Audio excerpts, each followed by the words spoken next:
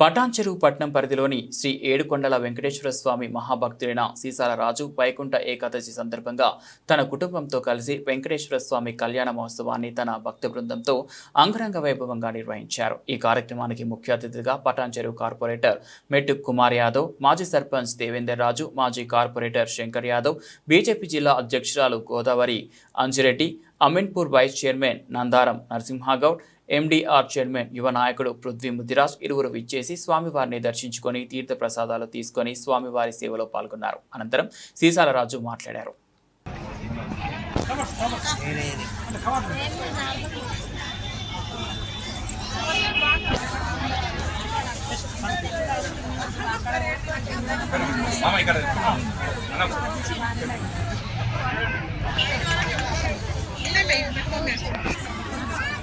నా కెమెరా వస్తున్నాయి.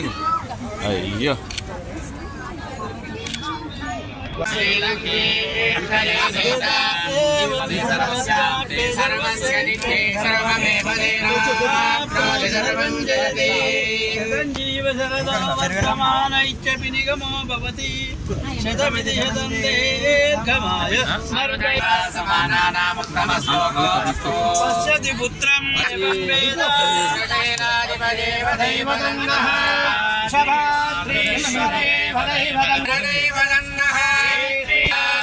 శ్రీనివాస కులదైవదన్న శ్రీనివాస పరమాగతిర్న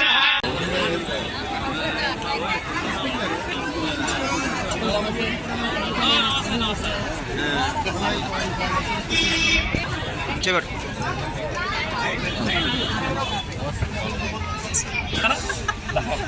మనము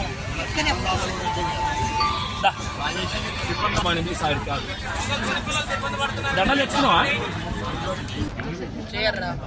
గోవిందా పొద్దున తాత వచ్చినట్టు దా గోవిందా దాన్ని అయిందా సార్ దా. మధు అని ఆర్గనైజర్, మంచి ఆర్గనైజర్, జిల్లా కలెక్టర్ మళ్ళీ చాలా బాగా చేస్తారనమాట. ఎండిఆర్ పొండిచేరి అని ఇలా పొండిచేరి ఉంటుంది. ఇక జిల్లా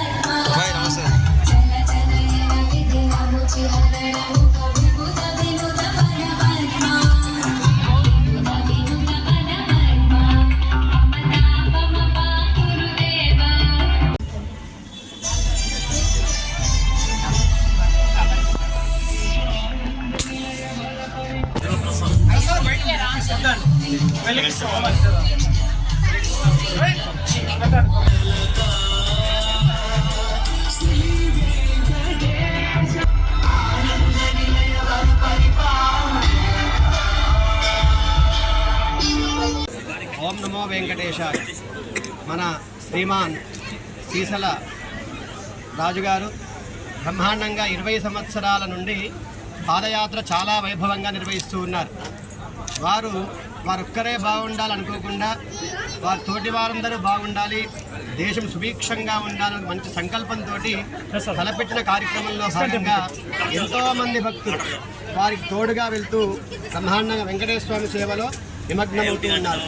ఇందులో భాగంగా గత 3 సంవత్సరాల నుండి శ్రీమాన్ రాజుగారు పాదయాత్రతోటి సరిపెట్టుకోకుండా వైకుంఠ ఏకాదశి రోజున, అంటే 33 కోట్ల దేవతలు శ్రీమన్నారాయణని సేవించుకున్న రోజు ఈరోజు.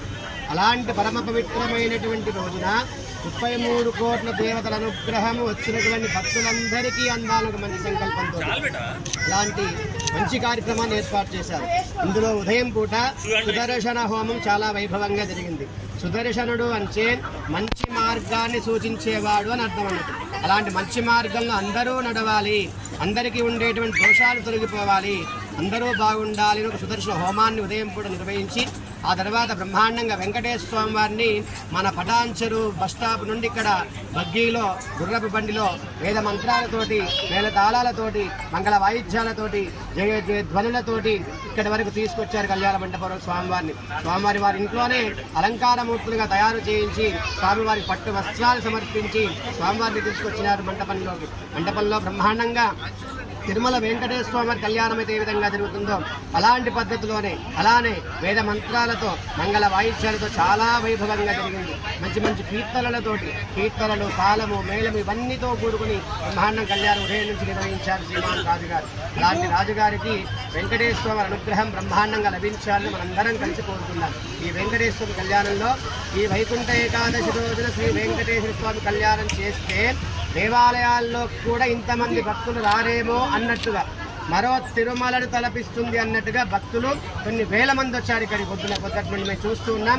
మేము బయటికి రాలేక అంటే తిరుమల కొండ రద్దీ ఉందో అలాంటి రద్దీతో ఇక్కడ బ్రహ్మాండంగా శేషరాజు పటంచెరు వాస్తవుని. ఇక్కడ ఇది 3వ సంవత్సరం శ్రీ శ్రీనివాస కళ్యాణం జరిపించడం.